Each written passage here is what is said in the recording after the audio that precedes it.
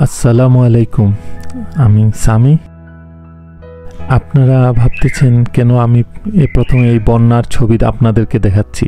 গত বন্যাতে প্রচুর ক্ষয়ক্ষতি হয়ে গেছে, বাসার সব ফার্নিচার সব কিছুই, দেয়াল টেয়াল একদম ড্যাম্প হয়ে গেছিল, যার জন্য শেষে বাধ্য হয়ে এই কাজটা করানো হচ্ছে।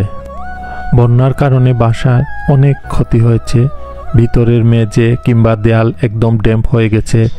তাতে আবার রং করে হয়তো কিছুদিন ভালো থাকবে, কিন্তু পরবর্তীতে আবার সেই নষ্ট হয়ে যাবে।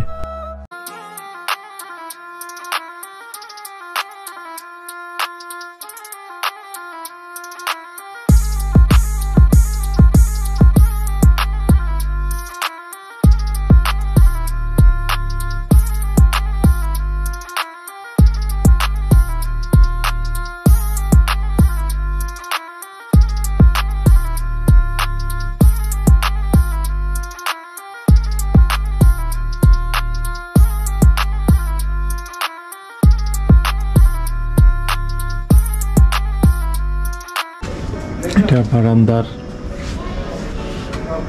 একটা অংশ। এখানে একটু অন্য ধরনের দেয়াল না দিয়ে একটা অন্য ধরনের গ্রিল দিয়েছি, কারণ ওই পাশেই আমার ফুপির বাসা। এই যে রাত্রের ভিউটা, এখানে বাসার রাত্রের এই চেয়ারগুলো অনেক পুরাতন, আমার জন্মেরও আগের। আমার বাবার অনেক শখের চেয়ারগুলো। আগে এইগুলো প্লাস্টিকের বেদ দিয়ে তৈরি করা, মানে বোনা হতো। এখন আমি এটা চেঞ্জ করে একটু দিয়ে দিচ্ছি, লোহার পাত দিয়ে। আর এটা হচ্ছে আমার খরগোশের ঘর। বাট খরগোশ তো এখন নাই, বন্যাতে মারা গেছিল। আর এখানে হচ্ছে একটা ঢেকি। সেই ঢেকিটা অনেক পুরাতন অবশ্য। আর বাসার এটা হচ্ছে ডাইনিং প্লেস।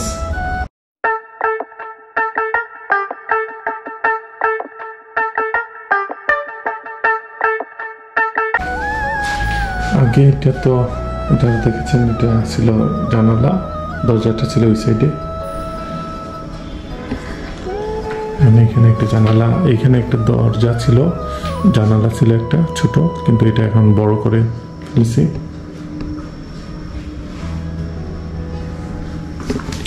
এই আমার মেয়ের টিটি ঘুমাচ্ছে,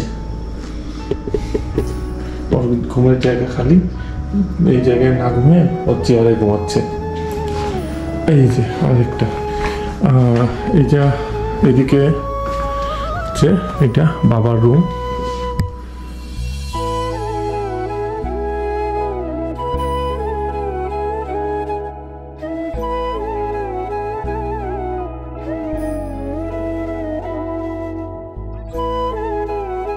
অনেক কিছু ফার্নিচার টার্নিচার এখনো অনেক বাকি আছে, পরবর্তী আস্তে আস্তে করা হবে আর কি, দেখা যাক। শুধু এই খাটটা নতুন কেনা হয়েছে ঢাকা থেকে। আর তারপর হচ্ছে এটা এখানে আছে, এটা হচ্ছে কমন একটা বাথ, এটা হচ্ছে কমন বাথ।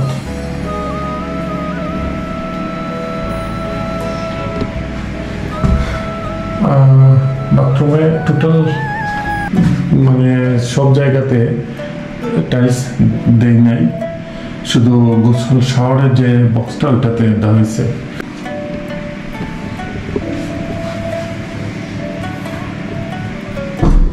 তারপর হচ্ছে এখানে হচ্ছে আরেকটা রুম। এই যে এই রুমের খাট কেনার বাকি আছে।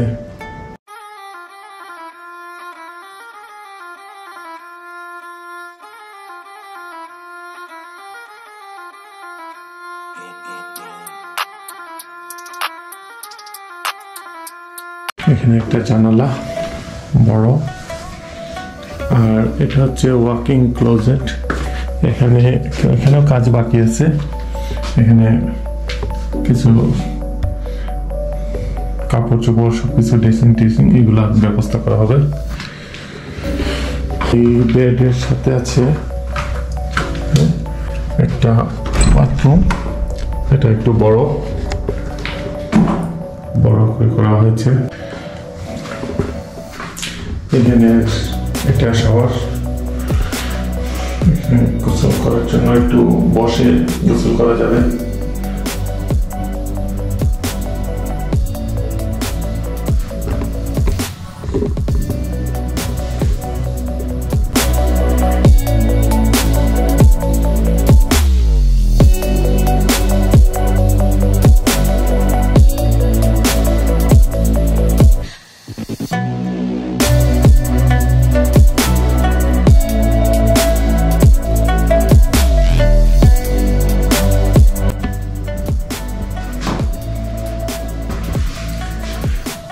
এই বাথরুমে সেম, এখানে শুধু গোসলের জায়গা, এতটুকু জায়গায় টাইলস লাগানো হয়েছে। আর এটা এখানে করা হয় নাই টাইলস, কারণ টাইলস দিলে একটা সমস্যা আছে। আপনার এই দেয়ালটা আমার রুমের ভিতরে পড়ছে, কিন্তু দেখা যাবে যে টাইলসের কারণে ওই সাইডের রংটা কিংবা দেয়ালটা ড্যামেজ হয়ে যায়। আর তাছাড়া খরচের ব্যাপারটাও কম অনেকটা। এটা হচ্ছে আমার মেয়েদের রুম, এটারও কিছু কাজ বাকি আছে, খাট টাট কেনা হয় নাই এগুলা।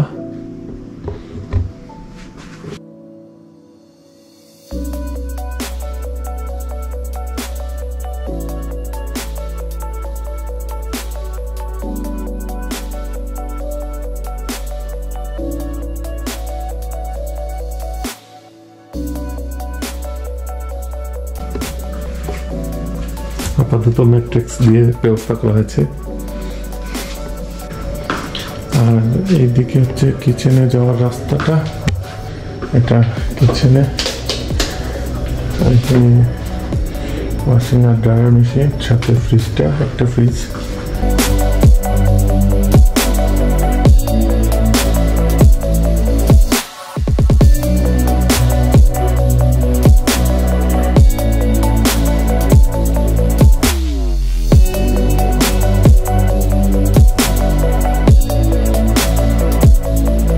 আর এটা হচ্ছে গিয়ে কিচেন, এই হচ্ছে কিচেন। এখানে একটা ছোট টেবিল রাখা আছে, নাস্তা টাস্তা একজন দুজন হলে এখানে খাই নেওয়া যাবে। Dish washer.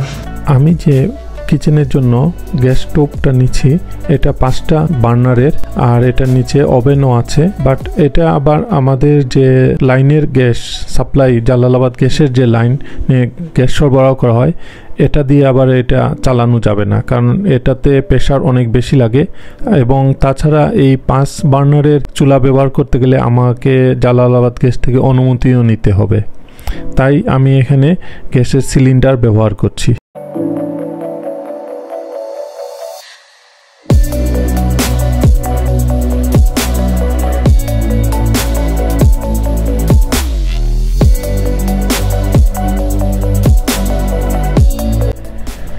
আর এটা হচ্ছে আমাদের সেই পুরাতন বড় রান্নাঘরটা। এখানে আগে এই দেয়ালটা ছিল না, আমি এখানে 2টা দেয়াল দিয়েছি, দিয়ে 2টা অংশ মানে 2টা ভাগে ভাগ করেছি। পুরাতন গ্যাসের চুলাটাও আছে, কিংবা ওইদিকে ক্যাবিনেট এগুলো আগের মতোই আছে। নিচের কিছু চেঞ্জ করেছি।